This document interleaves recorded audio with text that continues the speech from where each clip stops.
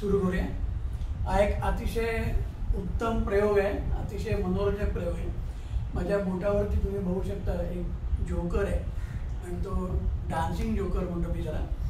तो काय करतो की आपण एखाद्या बाटलीवरती ठेवला तर तो उभा राहतो आणि तो सांभाळतो. तर हा तोल का सांभाळता याचा विचार करा, मी शोधून काढा. अगदी सोपी गोष्ट आहे. दोन्ही जड आहे आणि हलकं आहे. आणि हा जर मी आडवा केला आणि सोडून दिलं तर काय घडेल, तर बरीच मला वाटतं खाली पडेल. तर खाली पडत तो उभा राहतो. बघा बरं, अरे खाली पडला. का पडला? मी जोरात सोडला. मी हळू सोडला असतो ना तर पडला नसता. हे बघा,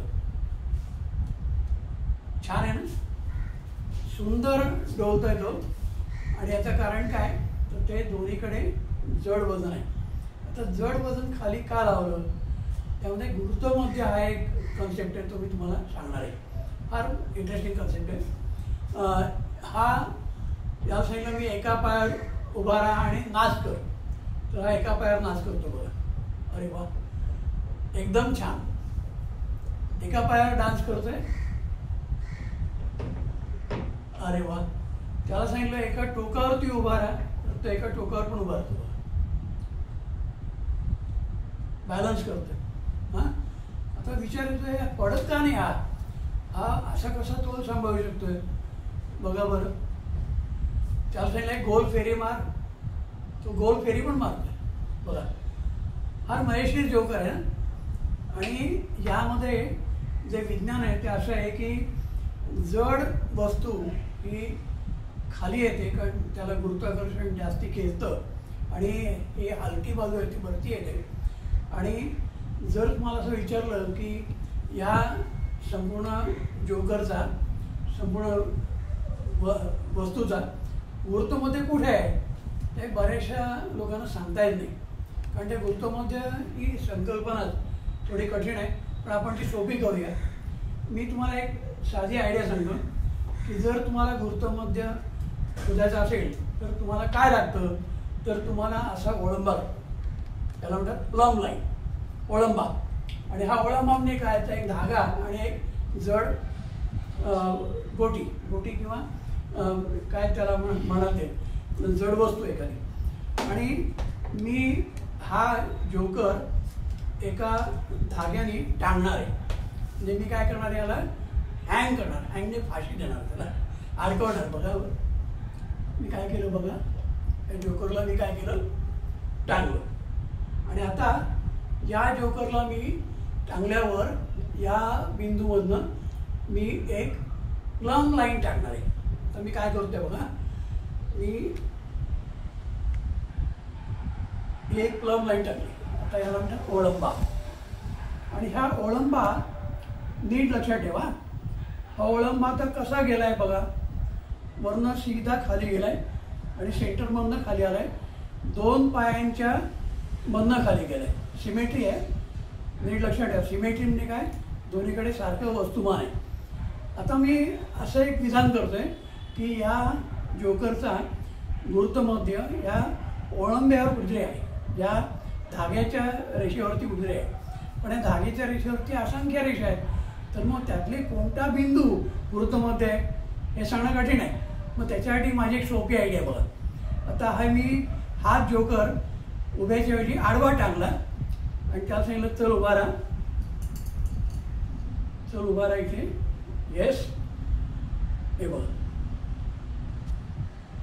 आणि आता लक्षात ठेवा, प्लम लाईन कुठे गेली बघा, ओळंब्याची रेषा कुठे गेली, अशी गेली. तर मागची ओळंब्याची रेषा आणि ही रेषा एकमेकांना छेदतील तो गुरुत्वमध्य. काय समजते संकल्पना अशी आहे की हा ओळंबा आणि मगाचा ओळंबा एकमेकांना जिथे छेदतील तो गुरुत्वमध्य. आता हे तुम्हाला अगदी सहजपणे बघायला मिळालं, शिकायला मिळालं. याचं कारण मी त्याच्यामध्ये एक हुक आणि एक ओळंबा एवढंच ॲड केलं आहे. आणि मला आता एवढी समज आली की या जोकरचा गुरुत्वमध्य हा इथे आहे. हा बिंदू बघा, हा इथे आहे. का तर एक ओळंबा असा गेला आणि एक ओळंबा असा गेला. आणि आता मी दोन बोटावरती पण हा तोलू शकतो. दोन बोटावर मी एक बोटावर पण तोलू शकतो, एक बोटावर पण. आता ह्याच्यात काय होतं बघा, या एका बोटावर घेतो तेव्हा गुरुत्वमध्य इथे येतो आणि 2 बोटावर घेतो तेव्हा तो इथे येतो. म्हणजे तुमच्या लक्षात आलं असेल की गुरुत्वमध्य हा बरोबर सपोर्टच्या खाली आला पाहिजे, तर ती वस्तू एका जागी स्थिर होऊ शकते. त्याला म्हणतात बॅलन्सिंग. आणि हे बॅलन्सिंग हे का झालं तर हे जड आहे, हे हलकं आहे. आता याच्यामध्ये गंमत बघा, हे सगळे सामान्य नाही, सगळं भंगारमधनं काढलेलं आहे, स्क्रॅपमधनं. हे हँगरच्या तार आहेत, हे स्टीलचे गोळे, हे पोकळ असतात. याच्यात मी लोखंडी पावडर भरले, लोखंडाचा कीस भरला आणि फेविकॉल टाकून जाम केला आहे आणि हे आतमध्ये फिट केलं आहे. आणि ही एक नळी आहे, पाईप आहे, त्यामध्ये लाकूड भरलं आहे. लाकूड आहे का तर मला खेळ डोकून लाईट लावून ते टाईट करत होतं आणि डोकं हलकं पाहिजे म्हणून मी काय केलं, ॲल्युमिनियम फॉईल घेऊन त्याचा गोळा केला. तुमच्या लक्षात आलं का मी काय सामान वापरलं? अतिशय low cost but very effective, अतिशय उत्तम टीचिंग एड आहे आणि तुम्हाला गुरुत्वमध्येची संकल्पना ही सहजपणे समजते. अशा अनेक प्रयोग आपण दाखवू शकतो. Okay, start. प्रकाश एका माध्यमातून दुसऱ्या माध्यमात जातो, उदाहरणार्थ पाण्यामधनं हवेत जातो, घन माध्यमातून विरळ माध्यमात जातो, तेव्हा त्याची दिशा बदलते. या ठिकाणी तुम्ही बघताय की एक लेझरचा किरण हा पाण्यातनं हवेमध्ये सरळ येतोय. जेव्हा तो लंबरूप येतो तेव्हा लंबरूप जातो, दिशा बदलत नाही. पण जर आपण हा कोन बदलला आणि तो सुद्धा मी इथे 10 डिग्री केला तर इथे मला जवळजवळ 12, 15, 13 डिग्री मिळतो. इथे 20 डिग्री केला तर मला इथे 25 ते 28 पर्यंत मिळतो. इथे मी 30 डिग्री केला तर मला इथे 40 मिळतो आहे. आता प्रश्न असा आहे की हा लहान आहे आणि मोठा आहे, असं का? तर प्रकाश किरण पाण्यामधनं हवेत जाताना आपली दिशा बदलतोय आणि तो थोडा बाहेरच्या बरोबर वळतोय. आता तुम्ही हा 40 केला तर हा मला जवळजवळ 60 मिळतोय. 40चा 60च्या जवळपास येतो आहे. म्हणजे प्रकाशाचं अपवर्तन किंवा रिफ्रॅक्शन होतं आहे. रिफ्रॅक्शन, वक्रीभवन, अपवर्तन अनेक शब्द आहेत. त्यापैकी तुम्ही एक नीट बघा की हा कोन 40 किंवा हा 60 याचं कारण पाणी आणि हवा यांचा रिफ्रॅक्टिव्ह इंडेक्स म्हणजे अपवर्तनांक हा वेगळा आहे. आणि लेझरचा प्रकाशाचा पाण्यातला वेग आणि हवेतला वेग हा वेगळा असतो. वेग बदलतो, माध्यम बदलतं, पण त्याची फ्रिक्वेन्सी बदलत नाही, तो कलर चेंज करत नाही, लक्षात ठेवा. हां, आता आपण हा कोन वाढूया आणि तो मी आता 45 केला. हा जवळजवळ मला 70 मिळाला. आता मी आणखीन वाढवला, एक हा 90च्याकडे झुकतोय आता. आणि हा कोन जेव्हा एक विशिष्ट कोन होईल त्याला क्रांतिक कोन म्हणतात. क्रांतिक कोन किंवा क्रिटिकल अँगल म्हणतात. तो जेव्हा क्रिटिकल अँगल होईल तेव्हा तो हा जवळजवळ 48 अंश आहे, त्यामुळे हा 90 अंश होईल. आणि जर आपण 90च्याही पुढे गेलो तर आपल्याला असं मिळतं की प्रकाश किरण पाण्यामधनं हवेमध्ये येतच नाही, तर पाण्यामध्ये परत जातो. याला म्हणतात टोटल इंटरनल रिफ्लेक्शन किंवा संपूर्ण आंतरिक परावर्तन. अतिशय महत्त्वाची संकल्पना आहे. ऑप्टिकल फायबरमध्ये याचा फार छान उपयोग केला आहे. आणि संपूर्ण आंतरिक परावर्तन हे एक चमत्कार म्हणू आपण, निसर्गाचा चमत्कार आहे. पाण्यामधनं हवेमध्ये काहीच येत नाही, परत पाण्यात जातं. आणि हा जर आपण नीट अभ्यास केला तर हा कोन 60 तेव्हा हा इकडे पण 60 मिळेल, हा 70 तेव्हा हा 70 मिळेल, हा 80 तेव्हा हा 80 मिळेल. Angle i is equal to angle R.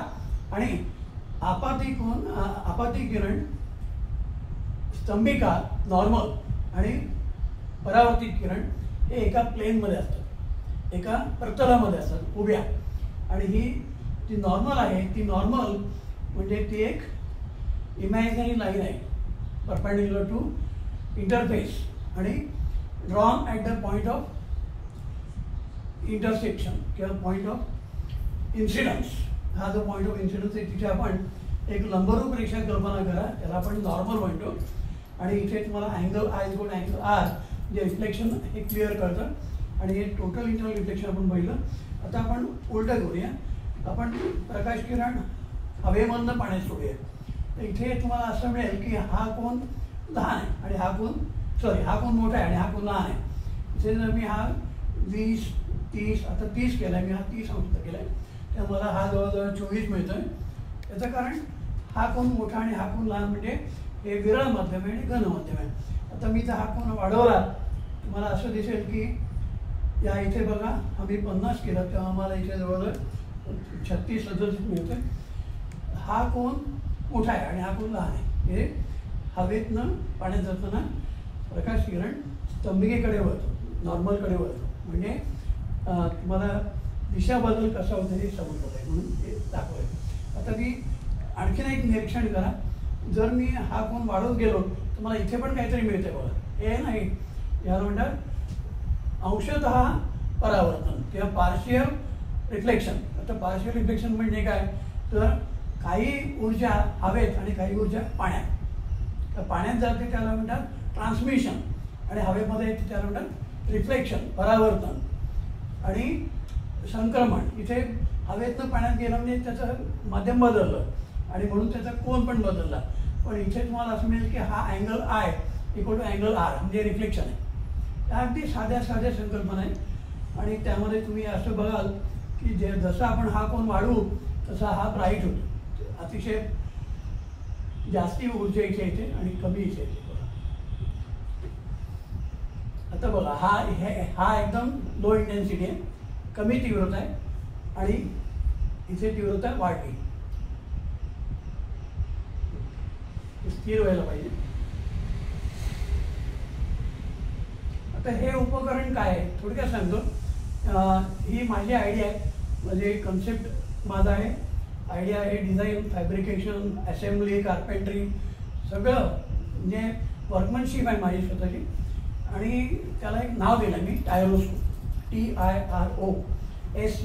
टायरोस्कोप म्हणजे काय TIR stands for total internal reflection and O stands for observation आणि स्कोप म्हणजे डिव्हाइस. तसं आपण म्हणतो पेरिस्कोप, कॅलेडोस्कोप, ऑस्किलोस्कोप, इलेक्ट्रोस्कोप असे अनेक स्कोप आहेत ना. आपल्या विज्ञानाला भरपूर स्कोप आहे बरं का. तर आपण जेव्हा एखादा इन्स्ट्रुमेंट अभ्यास करतो तेव्हा त्याचे उपयोग काय, ते कसं वापरायचं हे तुम्हाला सगळं बारकावे कळले पाहिजे. आणि हे उपकरण मी फार 20 वर्षापूर्वी बनवलं आहे. त्याच्यावरती आणखी इम्प्रूव्हमेंट केले.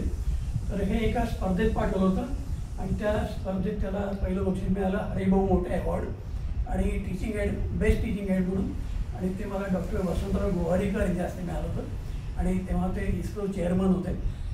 मला एक सांगण्याला खूप असा आनंद होतो की तुम्ही काहीतरी नवीन बनवा आणि ते दाखवा सगळ्यांना. आणि ते त्याचं मी काय असं पेटंट घेतलं नाही बरं का तर मला असं वाटतं की लोकांनी कॉपी करावं आणि वापरावं आणि शिकावं. हे पेटंट घेतलं की मग तुम्ही लोकांना बंदी घालता, नाही तुम्ही वापरायचं नाही मी वापरणार, तसं नाही आहे. मी ओपन टू ऑल, त्याला म्हणून राईट टू यूज म्हणजे तुम्हाला मी सर्व अधिकार देऊन टाकले. वापरा, करा, बनवा. पण हे बनवणं सोपं नाही आहे. तुम्हाला हे सगळं असेंब्ली हे बारकावे सगळे नीट बघायचे असतील तर तुम्हाला हे इन्स्ट्रुमेंट मागणं पुढणं पण बघायला पाहिजे. कारण मागे याच्या आतमध्ये बघा काय आहे ते. इथे गॅप आहे, या गॅपमध्ये आपण नळी घालून त्यात पाणी ओतू शकतो. हे खाली पाय लावले त्याला ते आधार म्हणून आणि या ठिकाणी हँडल आहे तर तुम्ही उभं करू शकता. सगळं पोर्टेबल आहे. पण एका वेळी 400-500 लोक बघू शकतात. जे स्टेजवर मी दाखवतो प्रयोग तेव्हा एक वेळ 400-500 लोक हे सगळं शिकतात. आणि हा जो लेझर वापरला आहे हा मात्र जरा डेंजरस आहे. चुकून सुद्धा डोळ्यात जाता गमा नाही. तर गेला डोळ्यात तर तो माणूस आंधळा होईल, तो डोळा खराब होईल, कारण तो रेटिना डॅमेज करतो. फार काळजी घ्यावी लागते. पण मी अशा प्रकारे वापरलं आहे की तो बाहेर जाणार नाही कुठे आणि कोणाच्या डोळ्यात जाणार नाही. पण हिरवा लेझर ओपनली यूज करायचं नाही. छोटा लाल लेझरसुद्धा डेंजरस आहे, तो सुद्धा वापरताना काळजी घ्यायला पाहिजे. Okay, thank you. न्यूटन्स क्रॅडल किंवा न्यूटनचा झोपाळा किंवा न्यूटनचा पाळणा हा असा प्रयोग आहे की फार बेसिक पायोनियर एक्सपेरिमेंट आहे फिजिक्समधला. अतिशय साधा, सोपा आणि सुंदर प्रयोग आहे. यामध्ये जरा एक मिनिट थांबा. न्यूटन्स क्रॅडल किंवा न्यूटनचा झोपाळा किंवा न्यूटनचा पाळणा हे अतिशय बेसिक एक्सपेरिमेंट आहे. अतिशय पायोनियर एक्सपेरिमेंट ऑफ इंडियाला बऱ्याच लोकांना ह्याची कल्पना असते, पण तरी मी थोडक्यात सांगतो काय ते, की आपण एक गोळा विस्थापित केला आणि लांब देऊन सोडून दिला तर तो आपटतो आणि इकडे एकच गोळा बाहेर पडतो. कारण आघातापूर्वी आणि आघातानंतर संवेग आणि गतीची ऊर्जा बदलत नाही. त्याला म्हणतात law of conservation of momentum and kinetic energy. त्याला ऊर्जा आणि संवेगाच्या अक्षयतेचा नियम असं म्हणतात. आणि जर आपण 2 गोळे घेतले आणि सोडले तर इकडे 2 गोळे बाहेर पडतात. इकडनं मी 3 गोळे घेतले आणि सोडले तर 3 बाहेर पडतील. इकडनं मी 4 गोळे घेतले आणि सोडले तर 4 बाहेर पडतील. आणि इकडनं मी जर आता एक नवीन ॲडिशन बघायचे म्हणजे काय प्रयोग आहे ते. मी समजा इकडनं 1 गोळा घेतला आणि इकडनं 2 गोळे घेतले आणि एकदम सोडले तर काय घडेल. तर या ठिकाणी आमच्या हायर लेवलचे विद्यार्थी त्यांना मोमेंटम हा वेक्टर आहे आणि एनर्जी हे स्केलर आहे माहिती आहे. मोमेंटम हे सदिश आहे, संवेग हे सदिश आहे आणि गतीची ऊर्जा हे अदिश आहे. त्या ठिकाणी मी त्यांना असं विचारतो की इकडनं P आणि इकडनं 2P असं मोमेंटम आहे. तर P आणि 2Pचा रिझल्टंट काय होईल. तर मुलं पटकन सांगतात 1P इकडे. आणि ते बरोबर आहे, मोमेंटम कॉन्झर्वेशन घेतलं तर बरोबर आहे, पण इथे तसं घडत नाही. त्यांचं उत्तर असं असं इकडनं इकडनं 2 सोडले तर ते आपण जर इकडनं 1 बाहेर पडेल हे उत्तर चुकीचं आहे. याचं कारण यामध्ये ऊर्जेचा अक्षयचा नियम पाळला जात नाही आहे, कॉन्झर्वेशन होत नाही आहे. तर काय होतं बघा, इकडनं 1 सोडला इकडनं 2 सोडले तर आघातानंतर इकडे 1 बाहेर पडतो, इकडे 2 बाहेर पडतात. नीट बघा, मला हे जर कळलं तर खूप आनंद होईल. बघा समजते तुम्हाला. जेव्हा इकडनं 1 सोडला आणि इकडनं 2 सोडले त्या आघाताच्या नंतर इकडनं 1 बाहेर पडलं आणि इकडे 2 बाहेर पडले. बघा पण ते 2 1 1 2 2 1 1 2 असं चालू असतं. काय ऊर्जा आणि संवेगाच्या अक्षयचा नियम आहे. पण आता जर मी तुम्हाला विचारलं की असं का होतं 1 2 2 1 का होतं, तर आघातापूर्वी 1/2 mv² 1 युनिट आणि 2 युनिट म्हणजे एकूण 3 युनिट आहेत. आणि 3 युनिट 1/2 mv² आघातापूर्वी आणि आघातानंतर पण 3 पाहिजेत. म्हणजे आघातानंतर 3 गोळे गतिमान पाहिजेत हे कळायला जरा वेळ लागतो. आघातानंतर 3 गोळे गतिमान पाहिजेत हे कळायला वेळ लागतो. याचं कारण गतीची ऊर्जा ही अक्षय आहे, ती पण इथे कॉन्झर्वेशन होते. आता मी असं विचारलं की इकडनं मी 1 गोळा घेतला आणि इकडनं 1 गोळा घेतला आणि एकदम सोडले तर काय घडेल. ते दोन्ही गोळे येतील आणि ठोकतील आणि परत जातील, पण मधले गोळे हालणार नाही. का हालणार नाहीत त्याचं आपण उत्तर शोधूया. मधले गोळे हलत नाही जास्त, मधले गोळे जवळ जागच्या जागीच उभे. असं का होतं तर इकडनं 1 बल आणि इकडनं 1 बल, आपण म्हणूया F1 आणि F2 ही 2 बलं कशी आहेत, ही 2 बलं समान आहेत पण दिशा विरुद्ध आहेत. म्हणजे काय होतं त्या दोघांचं परिणामी बल काय होतं 0. आणि जर परिणामी बल 0 असेल तर मधल्या 3 गोळ्यांना हालचाल करता येणार नाही. कारण काय न्यूटनचा नियम, बाह्य बल असंतुलित असेल तर हालचाल होते, संतुलित बल असतील दोन्हीकडनं तर हालचाल होणार नाही. किती सोपं आहे ना.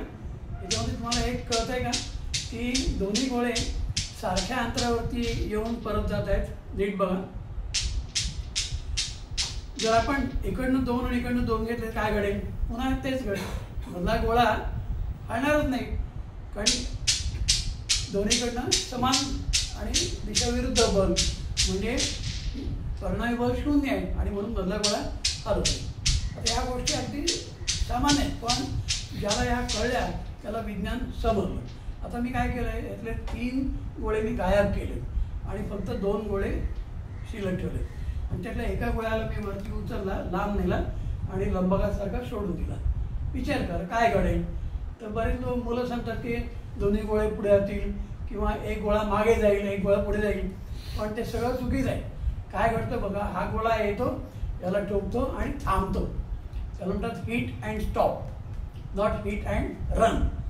हिट अँड स्टॉप म्हणजे काय, तो टक्कर मारणार थांबणार. बघा बरं काय गंमत आहे ना.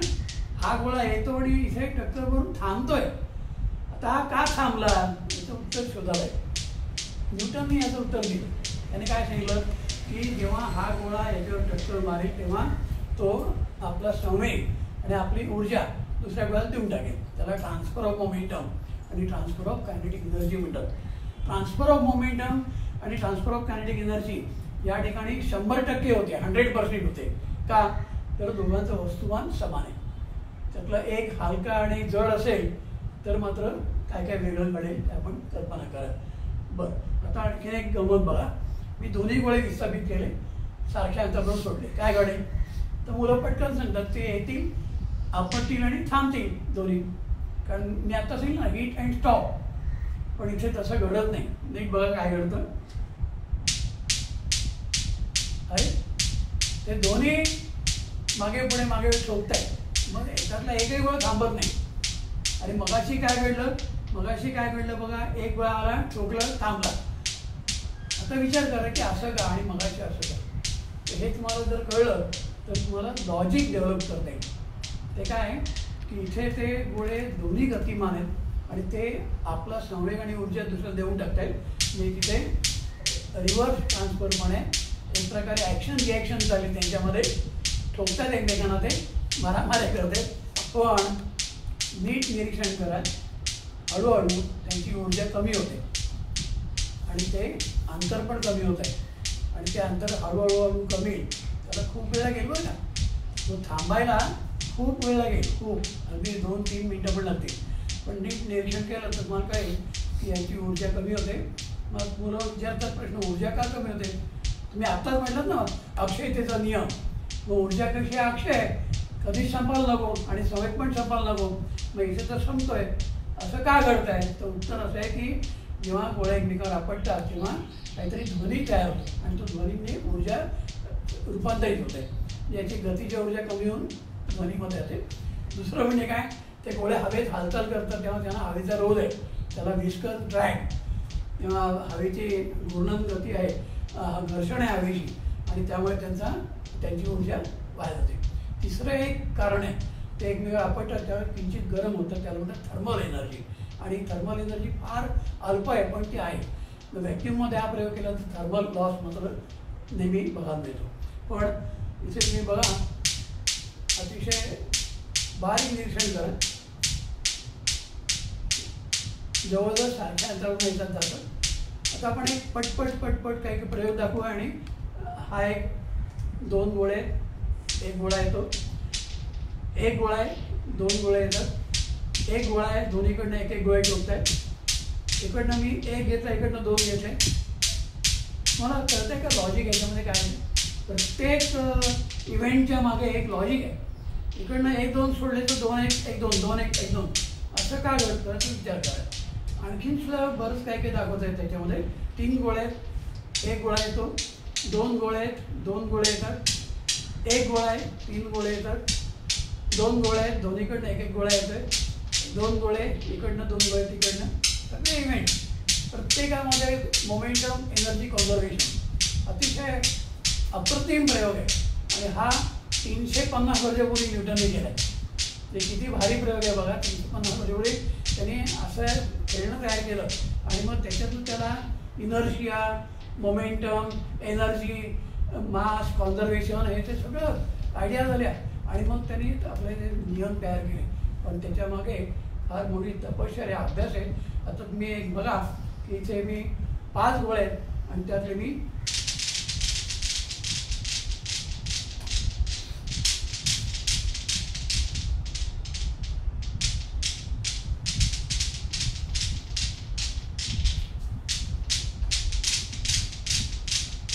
कळतात मला एकमेकांना मल्टिपल कोलिजन्स चालेल ना. पण ही कोलिजन लवकर कमी होतात. विचार करा असं काय होतं, लवकर कमी होतं. मग अशी खूप टिकले, आता टिकत नाही. आणि मला विचारलं की गोळे काय करतात, तर मी सांगतो ते गोळे टाळ्या वाजवत आहेत. कोणासाठी टाळ्या वाजवत आहेत तर आयदर न्यूटनसाठी. धन्यवाद.